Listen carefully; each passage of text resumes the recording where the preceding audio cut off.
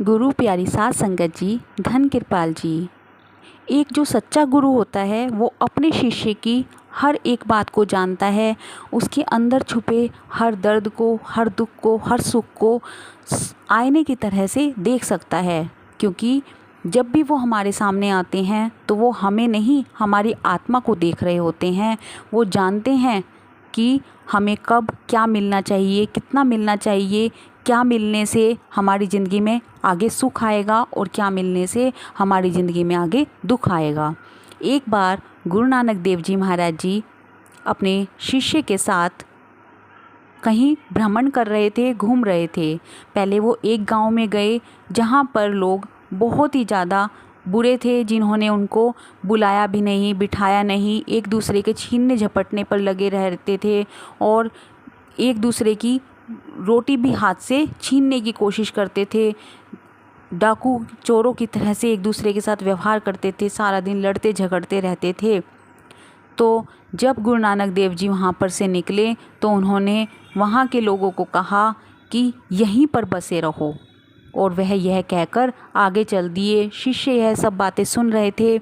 जब वो आगे दूसरे गांव में गए तो वहाँ पर उनको बिठाया गया, उन्हें अच्छे से खाना खिलाया गया, उनकी इज्जत की गई, उन्हें बहुत ही मान सम्मान मिला, बहुत ही प्यार से रखा गया और वो कुछ दिन के लिए वहीं पर रुक गए।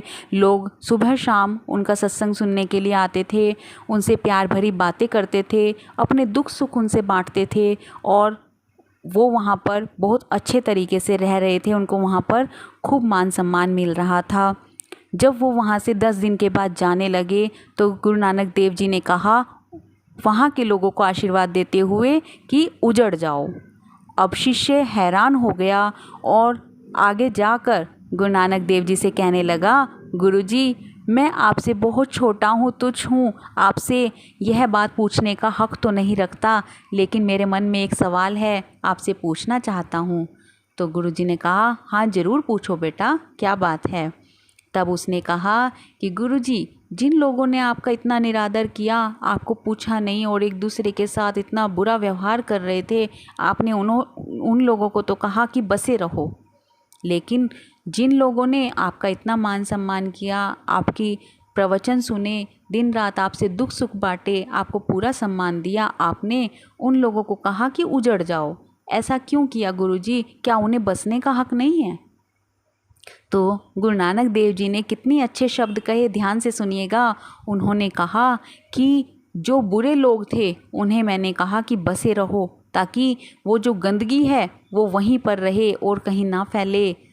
अगर वो एक ही जगह रहेंगे तो बेशक वहीं पर बुरा बर्ताव करेंगे, एक दूसरे के साथ ही कर पाएंगे और इधर उधर उनकी बुराइयां नहीं फैलेंगी।